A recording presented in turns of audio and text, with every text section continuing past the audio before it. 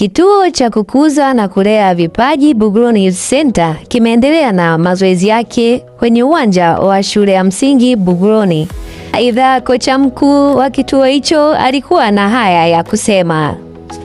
Ndio kama unavyoona, kadri siku zinavyokwenda hali inazidi kuwa nzuri, vijana wanazidi kuongezeka, vijana bado wanazidi kutaka kujiunga na kituo chetu na mazoezi yanaendelea vizuri, na unaona tu wamechangamka. Kusema kweli maendeleo ni mazuri.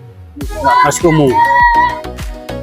Pia upo kwa wazazi kwa sababu wengine wanakuja mazoezini na kwenye mitandao ya kijamii tunaona huko watu jinsi wanavyotoa pongezi zao. Kwa hiyo mwitikio ni mzuri, sisi wenyewe tu kuendelea.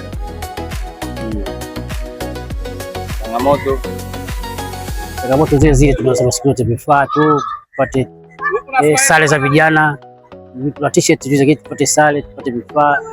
Hiyo ndio changamoto ambazo zinakuwa, lakini vitu vingine vinakwenda sawa. Mpaka sasa hivi hatujapata matatizo yoyote ya mtoto labda kuumia au kupata nani yoyote. Unaona bwana. Kwa hilo tunashukuru Mwenyezi Mungu. Ingine nashukuru kwamba watoto wanapata mwitiko.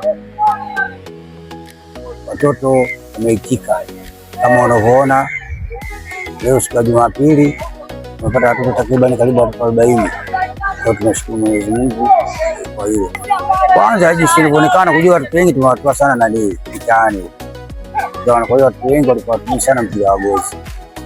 Kwa hiyo tumekuja hapa, wengi wao ndio mpira wa gozi ndio wanaanza kucheza. Kwa hiyo kwanza lazima tudili kwamba kuzoea kwanza mpira wenyewe. Unaona bwana, hicho ndio cha kwanza. Acha mimi kabla tujafanya vitu vingine yote, kwanza wanatakiwa mpira wenyewe kwanza wauzoee.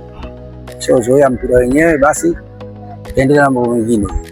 Ni cha msingi kwanza mpira wenyewe kwanza wauzoee. Waone kama kitu cha kawaida. Sababu walipotoka walikuwa wachezi.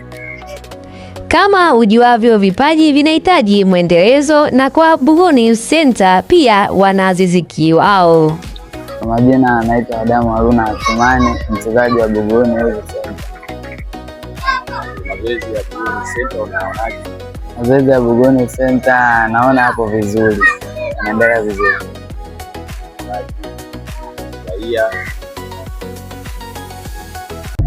Kwa mimi naona vizuri sana, na washauri wachezaji wengine, na washauri wachezaji wenzangu wajitahidi katika mazoezi, wasiwe na uvivu.